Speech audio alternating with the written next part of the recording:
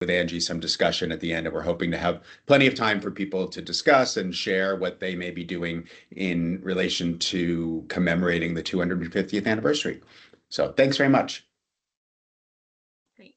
Thanks, Paul. So we are also sharing this session with Megan Albert, who is the staff person that was fairly recently hired by the commission. And Megan is doing technology support right now and managing the recording and the chat box and things like that. So thank you, Megan. And she may also be able to answer some questions at the end. So the format of this presentation is that I have a slideshow. We're going to talk a little bit about what is the 250th and also the history of the American Revolution in Vermont. And then Paul is going to speak a little bit about what the state's 250th Commission does and the resources they have to help.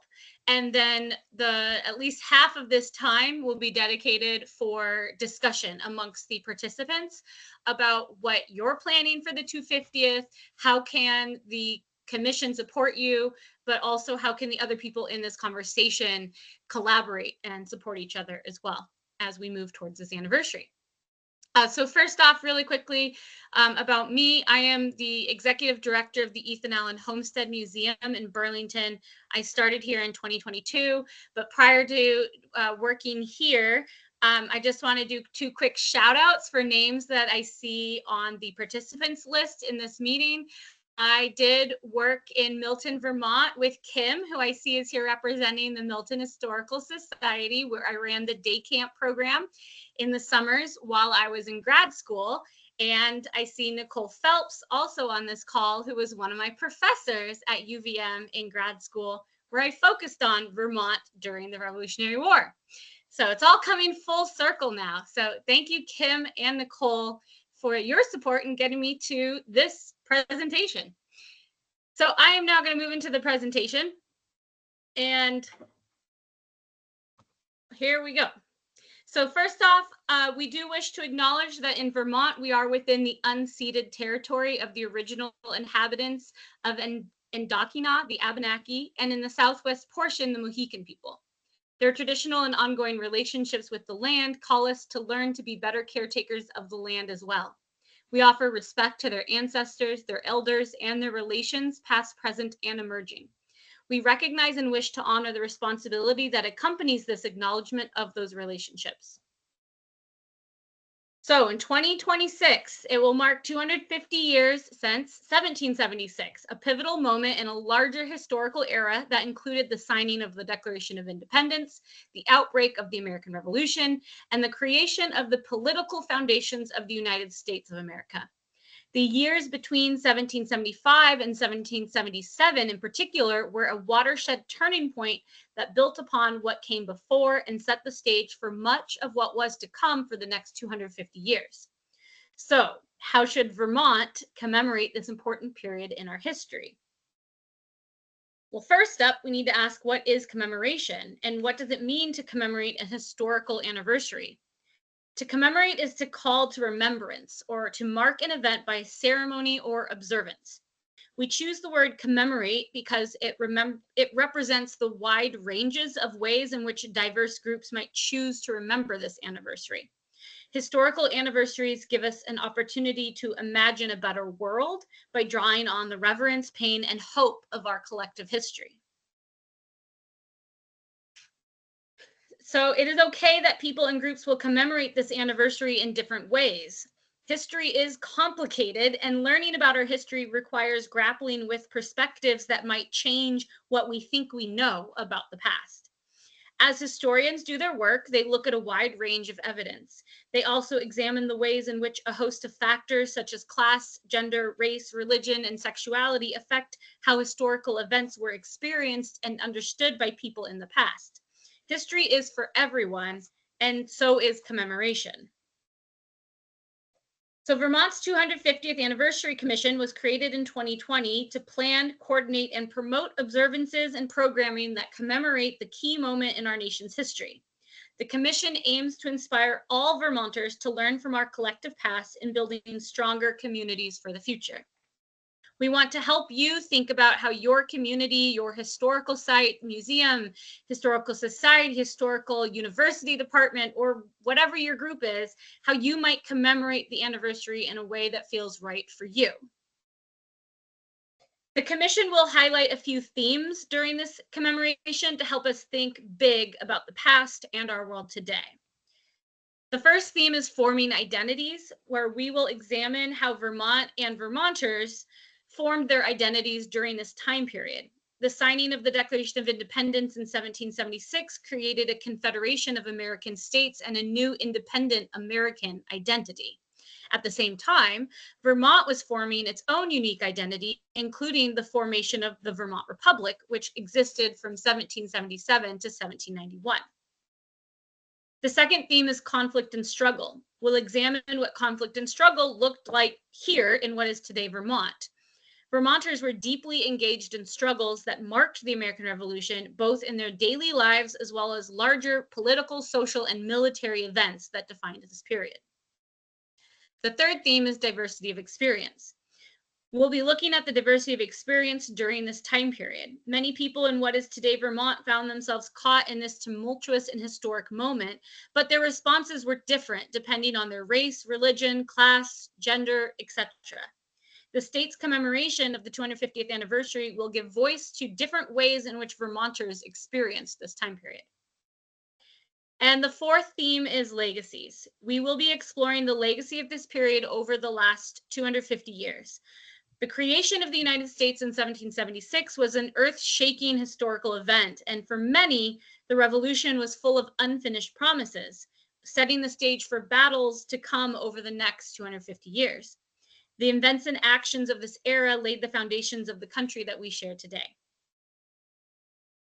So we're going to dig a little bit deeper into the themes.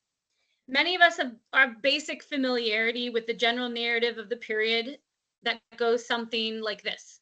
In 1776, the original 13 colonies separated from Great Britain by signing the Declaration of Independence.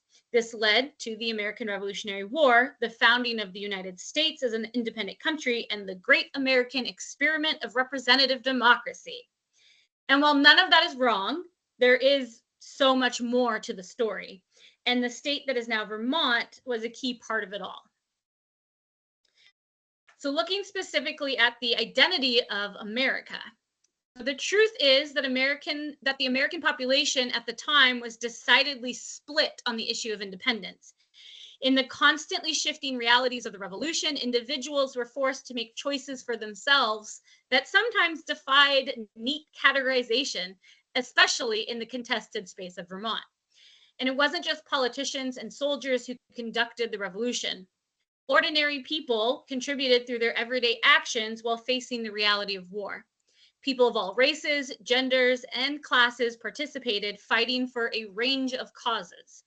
While some exerted their rights, others, including enslaved people and indigenous people, had their rights diminished or erased. And no one at the time knew how the conflict would end. And like many states, Vermont's story does not begin or end with the Declaration of Independence in 1776, nor does the formation of the Vermont identity. In fact, in 1776, Vermont was not even a British colony. Instead, it was the land that had been and continued to be inhabited by indigenous people and also being contested by both New Hampshire and New York. British colonial settlers started moving to Vermont in large numbers in the 1760s. Most settlers purchased land titles from New Hampshire to what they believed were the very western borders of New Hampshire. When New York won the legal claim to the land, however, these people automatically became residents of New York. And while some of these Vermont residents were happy to pay New York's fees, others staged protests, sometimes violently. A volunteer militia was formed called the Green Mountain Boys, which was instrumental in the resistance of New York's attempts to control this territory. This was a highly controversial time that resulted in a politically strong contingent in Vermont declaring Vermont's independence from New York in 1777 and calling itself the Independent Vermont Republic. The Vermont Republic sent representatives to both the United States Congress and to the British in Canada to negotiate terms of admittance. Vermont eventually joined the United States as the 14th state in 1791. Moving into the theme of the diversity of experience, we're going to look a little deeper specifically at women. Lived experiences at the time of the revolution varied by gender, race, religion, and class, and women exerted political power, though not always in the traditional realm of politics, but through their everyday actions. When men were at war, women's roles in farming and housekeeping expanded. They fed armies, they exercised purchasing power in line with popular boycotts, and some upper class women even had the opportunities for fundraising and petitioning.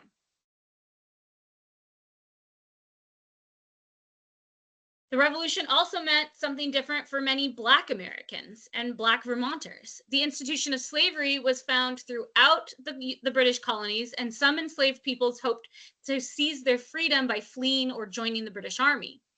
White fears of rebellion tightened control on the slave system, while the military demands of the war opened up new opportunities for military service and personal liberty for Black Americans.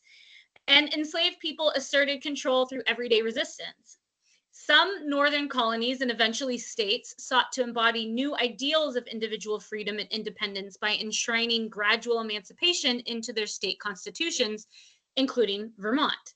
And when delegates at Old Constitution House in Windsor declared Vermont as an independent republic in 1777, they sought to gradually emancipate enslaved people when they reached certain ages.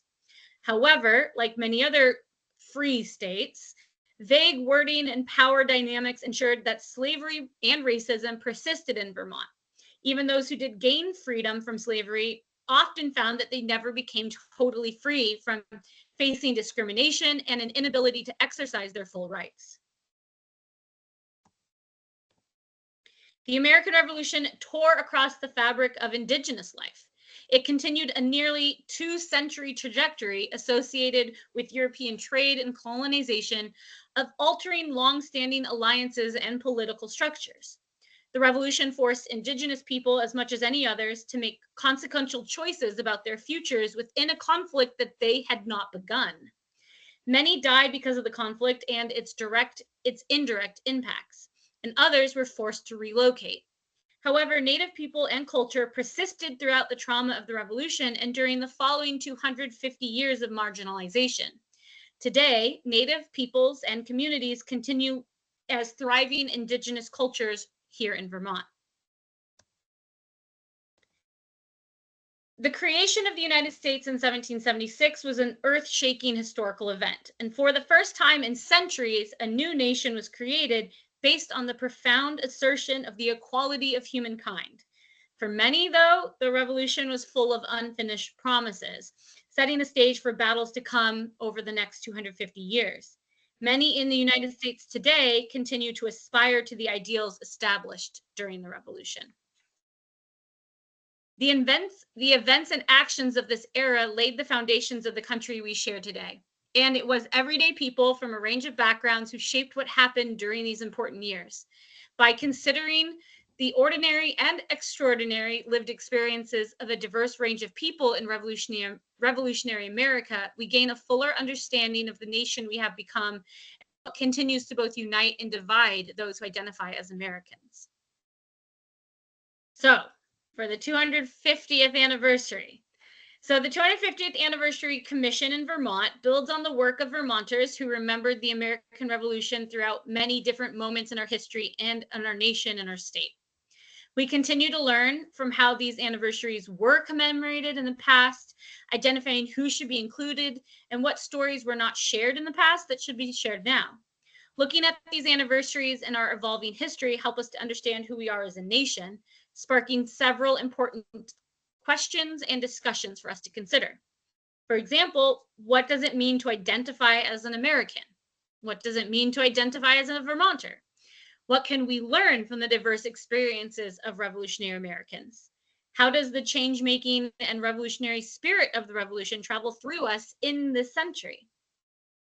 So the Vermont 250th Anniversary website, which I think Megan will put into the chat, it will include an event calendar, where you can list your 250th related events and programs, a list of resources and grants available from federal, state, local, and private funders to support work related to the 250th, and other background materials and resources to help you tell all these different diverse experience and stories of these complex events in the commemoration. Please also follow us on social media at Vermont 250. And Vermont's 250th Anniversary Commission looks forward to exploring these ideas with you and so much more with all the Vermonters as we head towards this important anniversary.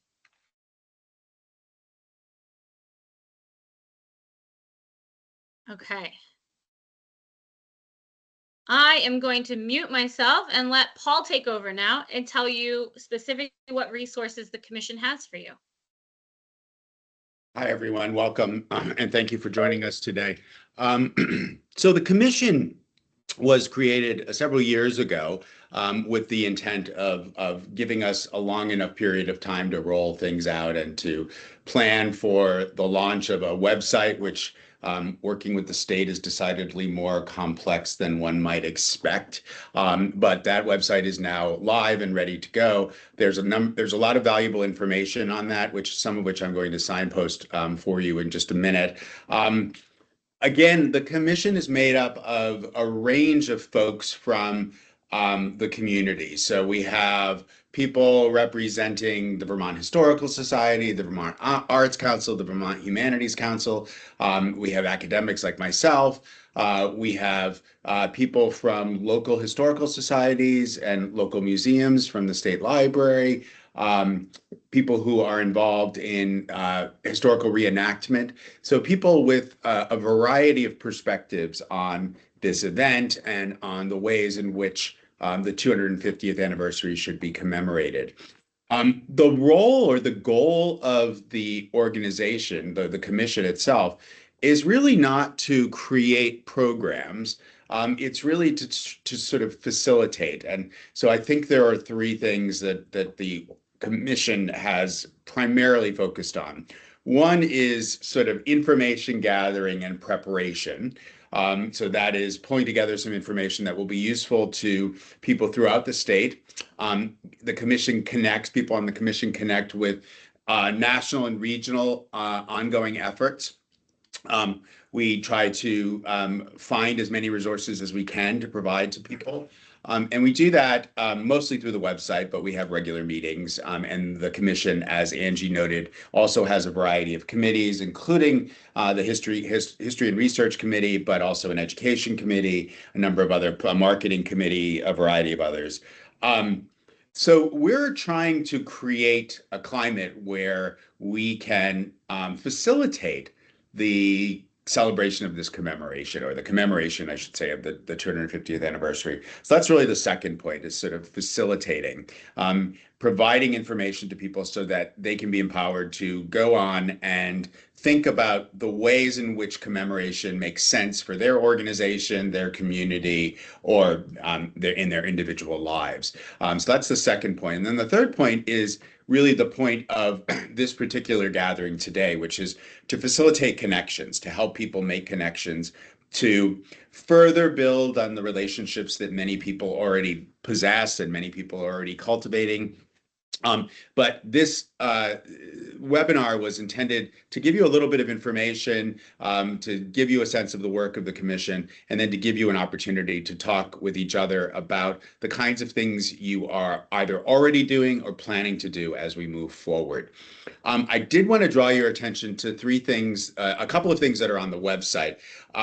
Most notably, I think it's important to note or to recognize that there are grant opportunities that are available to people through the website. The three that I'll mention are the National Park Service Semi-Quincentennial Grant Program, which is mentioned there.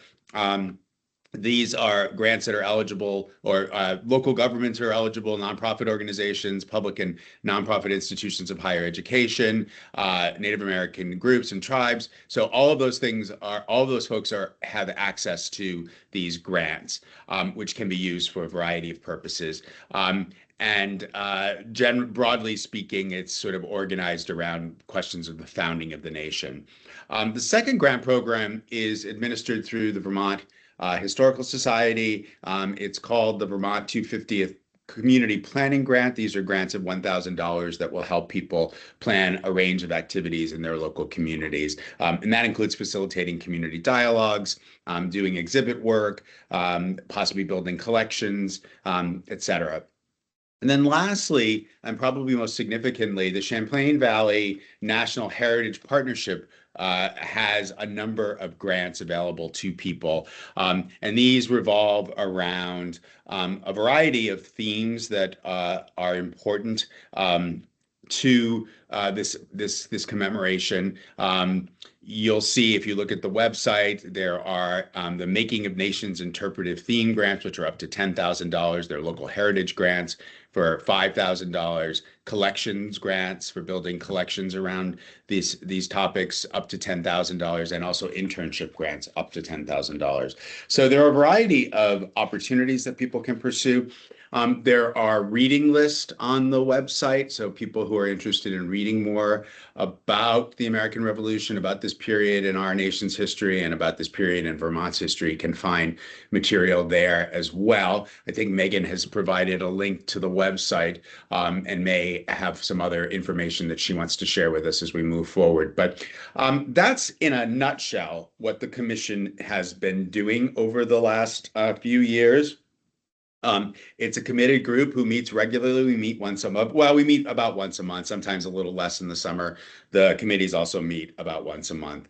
And the committees are always looking for further input. People are invited to either attend the commission meetings. The public, I should say, is invited to attend the commission meetings or the committee meetings.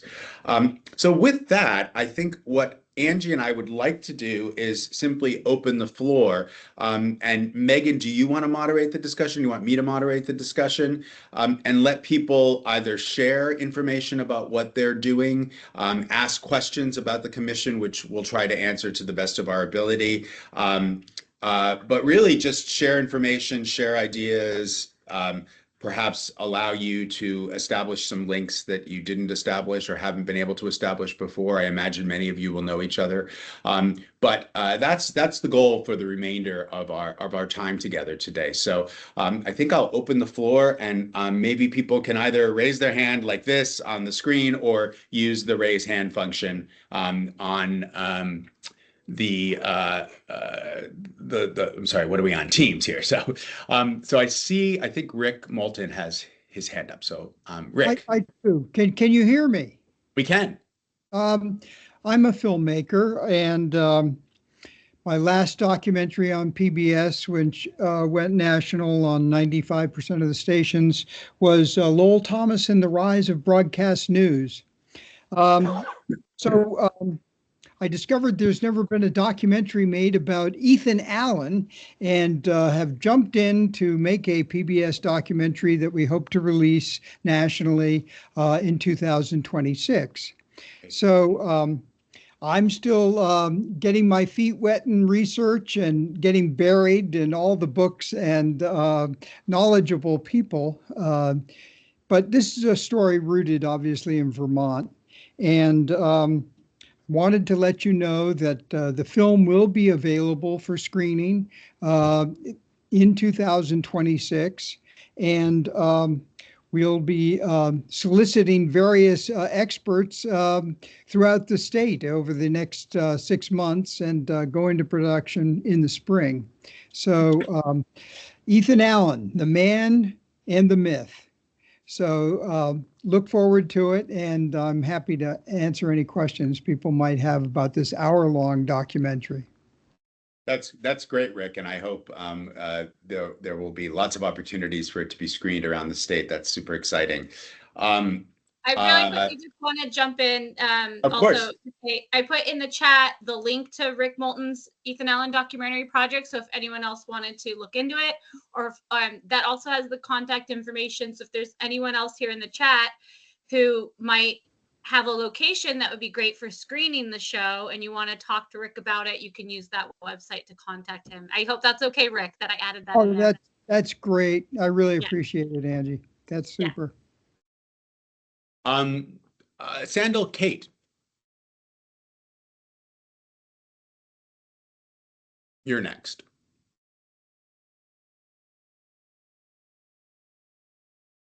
But you're muted still.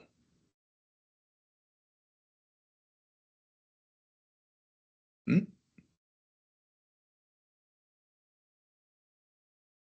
No? Anyone else while we're waiting on that one?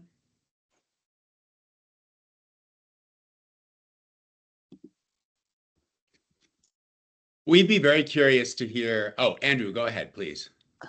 Hi, everybody. My name is Andrew McKeever. I'm with the Sunderland, Vermont Committee on the 250th Commission. We're working in conjunction with the Bennington County group. It's headed up by Jonah Spivak, and we have a couple of ideas we've been talking about in our meetings. We may try and initially we were thinking of trying to do some kind of reenactment of the March of the Green Mountain Boys from Arlington, which is the next town just south of us, up through Manchester and on north to the jumping up for the attack on Fort Ticonderoga. I think that may not be workable, but we are thinking of doing some kind of a bike or hiking event that might be able to trace that. There were a number of things that happened in our immediate area, not only as part of the events next May on the Fort Ticonderoga March, but also before then. Ethan Allen and his brother Ira, as some of you may know, lived in Sunderland for a while. In fact, Ira Allen's house is a short distance up the road from me here on Route 7A. So I was thinking one of the things that'd be kind of fun to do would be to have some sort of event at the Ira Allen house, which is, not quite the same as it was back in 1775, but pretty close. And the other thing I've been trying to work on is to do something that was very similar to what Angie was presenting there, and kind of do some work with our local schools around not just basically to take advantage of this opportunity where important historical events happened right here in our backyard, to kind of help the students engage a little bit more with history in general, and to understand that it's not some sort of abstract thing you read about online or offline, but real things happened like right over there. So I've been trying to kind of work on that a little bit. The other thing I've been interested in trying to do, and as part of that, would be to look not just so much at the historical events themselves, but also at the nature of the everyday lives of the people who were living here in Sunderland and Arlington at that time. What did they do for fun, for instance? What was their entertainment? What did they think entertainment was? What was the economy about? I'm assuming it was primarily agriculture and logging, perhaps. But to look at that, what kind of music do they enjoy, or things of that nature. I've been struggling to get more information around that sort of thing. So if anybody has some leads for that, another idea we had was to see if there are any current families still in town who are direct descendants of some of the early settlers of Sunderland who were here in 1775. The town was chartered in 61, but nobody was living here, I think, until the mid 1760s. But maybe do some sort of work on local cemeteries and see if there's some connections between people who could trace their ancestry back to that period of time. So those are some of the ideas. I don't want to drone on too long here, but those are some of the things we've been thinking about. Thanks, Andrew. I just wanted to real quick follow up on a few things Andrew said. And I'm glad you're able to come, Andrew. I know we've shared a couple emails. One of the things Andrew said was about learning more about everyday life, not necessarily the military stuff, but how everyday living happened. And one of the suggestions I've given Andrew, I just want to share with the whole group here in case you might be thinking similarly. But a lot of the reenactment groups, reenactment groups tend to be formed around military groups. That's the historical precedent. But there's a lot of women in those groups who reenact the daily life, the camp followers how did they do laundry? How did they grow and make their own medicine? How did they turn plants into dye for cloth? How there's a reenactor in one of the groups here in Vermont who does midwifery and talks all about how giving birth was back then and things like that, as well as the weaving and the sewing and basket making and all those other things. Also, all of the men in those reenactment groups, in addition to doing the militia drills, almost all of them have taken on some sort of artisan craft as well, whether that is gunsmithing, pewter smithing, or working with leather, woodworking. So I highly encourage you to reach out to these living historians who have dedicated large portions of their lives researching these everyday domestic skills and have then actually spent hours and hours doing these skills. And just tell them you don't want the musket firing, you want the artisan crafts, and they have those skills as well. Great, thanks. So Sandal Kate wrote, representing the East Montpelier Historical Society, and observed, and many of you can see this in the chat, our town formed in 1849, having split off from Montpelier, which was founded around 1791. How can towns like ours create an identity with the 1776 time period, despite not having been formally settled then? That is certainly, yes, the legacies theme is a good one, Angie, I think. But I would love to hear from the group about that. If people have recommendations and suggestions, I think the legacies thing is important, but also the fact that there were people settled in this area and kind of extrapolating broadly from that would also be just a way to consider how one makes this tangible for people. But I also think the theme that Andrew mentions of sort of everyday life, what life was like in that period, can be sort of broadly applicable. But I do think that thinking about the legacies, because we want people to, one of the points that we've raised on the commission a number of times is to sort of remind people that we're still living with the legacies of this period in our history in its very complicated form, or in their very complicated form. So giving people opportunities to reflect on those legacies, I think, will be really beneficial and possibly quite productive in terms of discussions about contemporary political matters or social matters. So other people may have insights there, but I also have some hands up. So I think the next group was the Milton Historical Society, and then we'll go over to Paige. And feel free to weigh in if you have thoughts on what Sandal asked. I'm not sure if you can hear me. I'm just getting my voice back from having COVID. Can everybody hear him? Yep. Okay, thank you. One thing, we're still working on ideas that we're going to do as a group, but one thing I've been working on as a historian is listing various people that held office since 1790, town clerk, listers, you name it, all the Haywards and all the various, some of them have died out and so forth. And along with that, I was asked a few years ago to put a list together of possible names for new roads and so forth. Quite often roads are named after whoever the developer wanted to name them, and they would say like their children's name. But I put a list of people that throughout our history, that like the first 5 families, their last name, or various people through the, even up into the 50s and 60s when Milton started changing dramatically.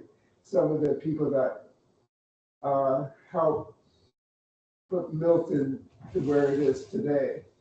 And how to use some of these names and to recognize the various families that had great impact on Milton, and to put those together. I foresaw that having them like the monument for the Vietnam vets or something like that in DC, where you have all the various officers and positions with their names listed and connected, and just to go with that and see if that was something that would be that would also go along with the teachers, of the educators over the years, and superintendent, and how and looking at the town reports, the superintendent reports years ago were much different than today. They were quite they were not so mellow, let's say. They were really to the point. And to show how they either were elected at town meetings, the superintendent of schools. And we have a person here that spent a lot with the single schools over the years. And how to connect all this together. If that's the military, you always have the military. Yeah, thank you. Sorry, I think that's I think that's very important to consider the different ways in which one might commemorate. And I think there's the kind of thinking about events, thinking about individuals, thinking about impact and legacies, thinking about experiences at the time. And I think the nice thing about what the commission has envisioned is that there's a space for all of those kinds of commemorations as we move forward. And I think one of the nice things about the planning grants and other funding opportunities it's the latitude that exists within them, the ability for people to do with what they would like with the money. So I think that's something to consider. So I would encourage people to seek out funding opportunities and develop your own programming in accordance with what you think would make the most sense in your community. So Paige. Hi, thank you. Andrew, since we last spoke, I've been doing a lot of digging. So you and I need to reconvene in order to be able to compare notes. I actually have been pursuing the reenactor angle, and I have found a couple of different individuals who would be able to do interesting presentations on social history as well as on military history, including somebody who specializes in 18th century apparel, so like fashion and that sort of stuff. So I think that, yeah, Andrew, we need to get together again in order to be able to have this conversation since we are both on the southern end of the world here. In addition, I'm looking at Jay Craven's film, Lost Nation, right? Because I figured like a screening for that one would be really interesting.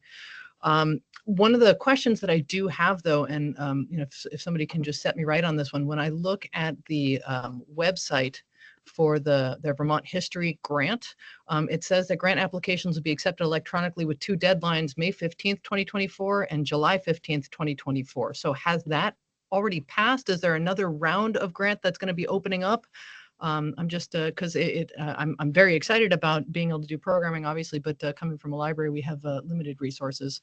So I'm hoping to be able to find another avenue. Yeah, that's a good question. Megan, do you know about that? And I apologize for not catching the deadlines, but I believe Megan's putting it in the chat, but I think, Megan, correct me if I'm wrong, but I think the 2024 grants were for planning, and they will open up 2025 grants for implementations. great. Yes, that is correct. There will also be a second round for planning as well as implementation. Oh, good. I posted a link in the chat so that you could follow that. It has the exact date on it, I believe. Okay, great. Thank you.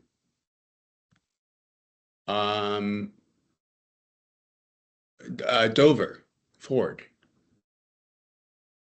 Hi, I'm from the Rygate Historical Society. We are very tiny, and part of the Northeast Kingdom. So we have not done much planning at all. We're just gasping, having gotten through our season of lectures and all. The one thing I have done, and we're going to do more of, which is helpful for these tiny societies that don't have much money, is that we usually do a group thing. We will work with the Newberry Historical Society, Groton, Reigate, Barnet, Peacham. And we're hoping to come up with a plan that we can either do something to link all the historical societies together, and also it will help us in funding. And we're talking about reenactors as well. When you were talking about the schools, Andrew, it gave me a thought that we've, because we have union schools, because we're so tiny that each town, we've never had a real opportunity to work with the students because there's from so many different villages in one school. But this will be a real opportunity for us to do that, which will be very helpful. I'll be interested in what you're able to do with the schools. And I thought if we could get kids interning during this period as well, it would be good. So I think that's it. We're really just beginning. We have had no meetings at all. So everyone's ahead of us. But I just wanted to chime in for little tiny historical societies. Yeah. That's great. I think that's a really interesting suggestion, Dover, about people joining forces, right? Coming together and saying, you know, we're a small community, but we have other communities in proximity that we can work with, and also partnering with larger organizations that might be able to help in some ways. And I will say, and put in a plug here, the University of Vermont has in the College of Arts and Sciences, we have a pretty robust internship program, and we're about to launch a new one in the fall that's organized around kind of cultural heritage, and that includes museums and historical societies, archives, a variety of other things. So if you have an interest in, you know, possibly sponsoring an intern and you have enough work to provide that intern, and that intern can travel to you, you can reach out to me, or there'll be other information about that coming out over the next year or so. Great, thank you. Sure. Paige, did you have your hand up again? Did you want to add something else? I did. I just wanted to comment to Dover that, I mean, your local libraries are great opportunities for kids from a variety of different schools coming in. That's one of the main things that we use our space for. Again, Manchester Library, I have, when I've planned programming, the programming is planned around the idea that I will have, say, today will be 4th grade from 4 different schools that will be coming in. You know, tomorrow is going to be 5th grade from 4 different schools that are going to be coming in, because it's sort of a central location instead of having to go out to each of the individual schools in order to be able to do that kind of presentation work. Yeah, libraries are fantastic. They're the most wonderful institutions. Reigate does not have a library, but that's where it works with, we can work, Barnet has a very active one, and Beecham. So that's good. Thank you for that reminder.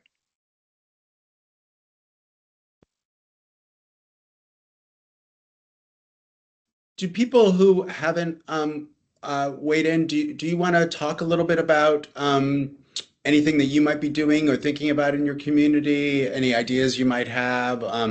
Any questions you might have? We're here just to share ideas and information, and I hope people will be able to continue the conversation. Near the end, Megan, maybe we can talk a little bit about how we can facilitate further communication between the people on this call, but we can do that. We can do that at the end. But are there other comments or ideas that people have that they want to share?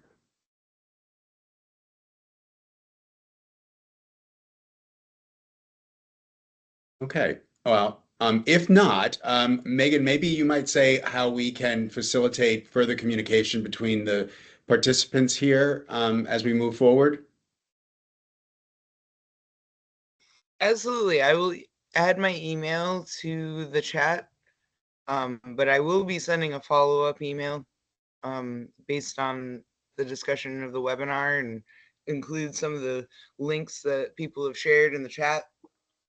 but feel free to email me at any time. I'm the event coordinator for the 250th Commission, and so I'm in touch with all of the committees as well. So if you have any questions, or if you like to ask to be for your events to be endorsed and added onto the calendar, because we do have a central calendar on the website, feel free to reach out.